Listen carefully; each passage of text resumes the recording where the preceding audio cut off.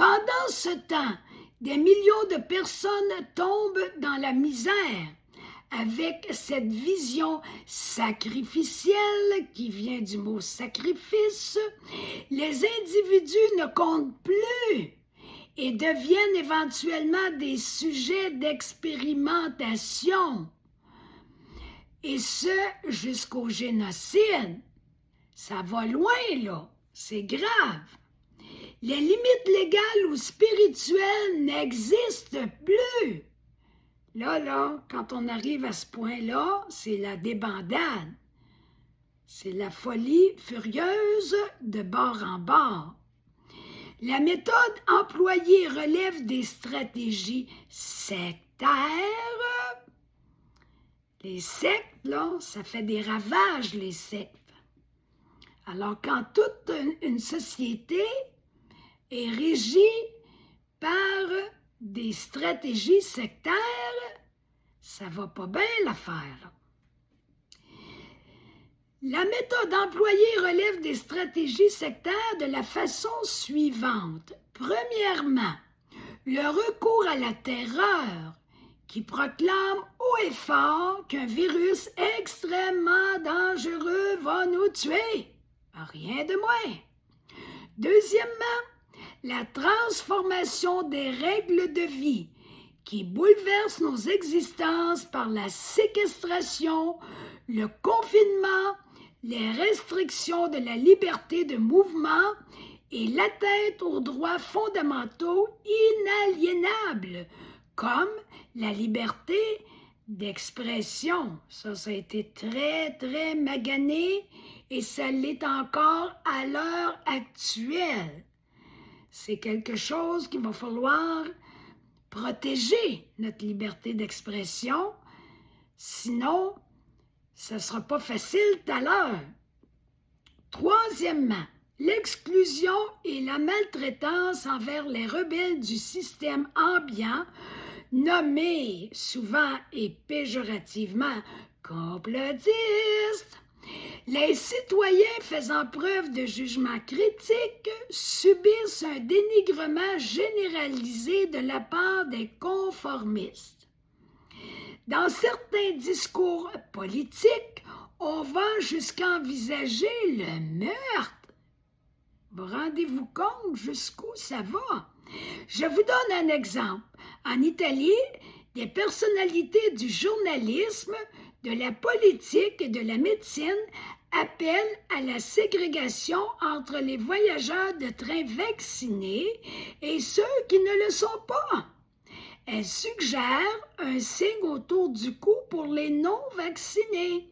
Elles vont jusqu'à déclarer qu'elles souhaitent, écoutez ça, ce qu'elles souhaitent, le rétablissement des chambres à gaz. On aurait-tu pu croire ça? C'est Madame Ariane Biran qui dit tout ça. Certaines personnes aujourd'hui sans moyens de subsistance et privées de leurs droits parentaux ont tout perdu. Tout cela parce qu'elles s'opposent aux politiques sanitaires imposées. Le refus des autorités de santé à soigner ces gens représente une autre forme d'abus. Sans oublier la contrainte de la vaccination universelle, sans égard aux particularités physiologiques individuelles. En France, être victime d'un choc anaphylactique ne constitue pas un critère de dispense en regard de l'injection.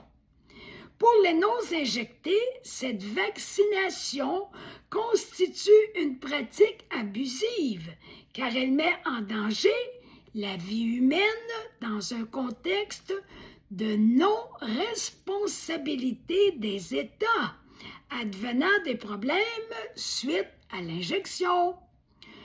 Vidéo, le monstre de la vaccination Gavi de Bill Gates.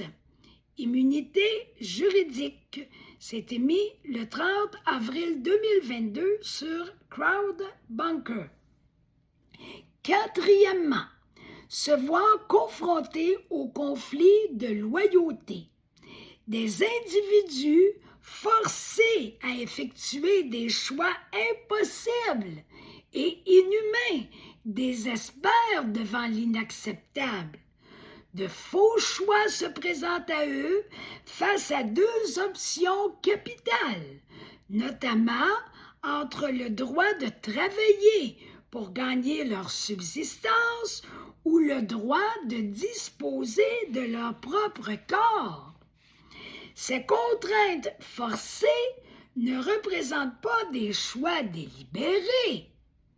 Pour apporter une comparaison, ça c'est moi qui vous apporte mon point de vue, pour apporter une comparaison, que choisiriez-vous entre l'amputation d'un bras ou celle d'une jambe? Admettons, je vous dis, là, t'as pas le choix, là. Qu'est-ce que je fais?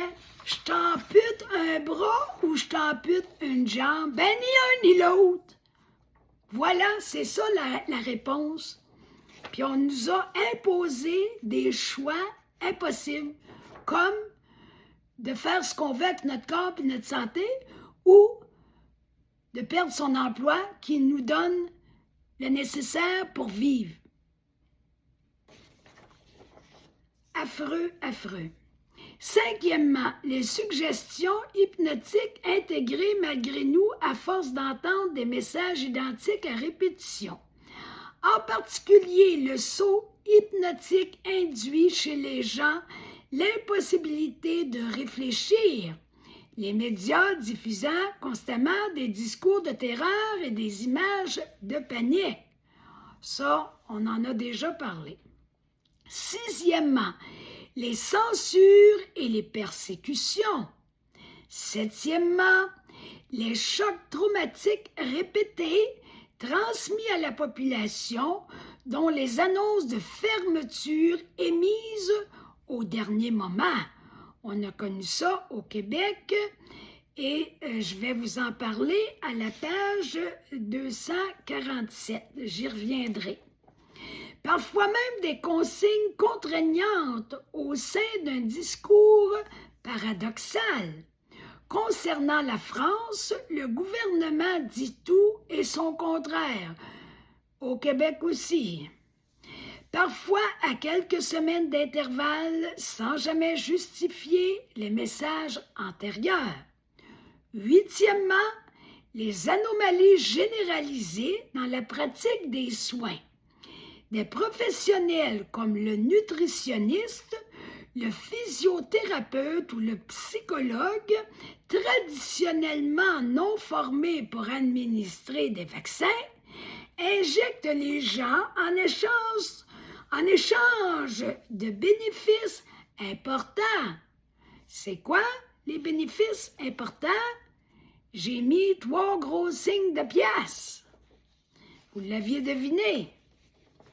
Neuvièmement, la culpabilisation systématique des individus insoumis au dogme vaccinal. Chantage, intimidation et menaces les poursuivent. Privation d'éducation pour les enfants. Petite affaire, hein? On les instruira pas, c'est tout. Hein? Ben oui.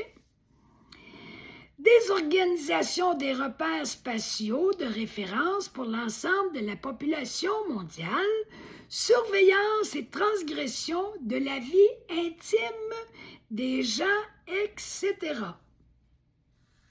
Donc, je vous laisse là-dessus pour aujourd'hui. On se retrouve demain pour le dernier épisode de la semaine. D'ici là, je vous encourage à liker ma vidéo, à la partager, à vous abonner à ma chaîne et à aller vous chercher mon livre en format numérique gratuitement ou en format papier pour 40 $. Et vous avez toutes les informations pour savoir comment procéder en allant sur ma page Facebook à la publication épinglée, c'est-à-dire la première publication de ma page Facebook. Alors, à demain et bonne fin de journée.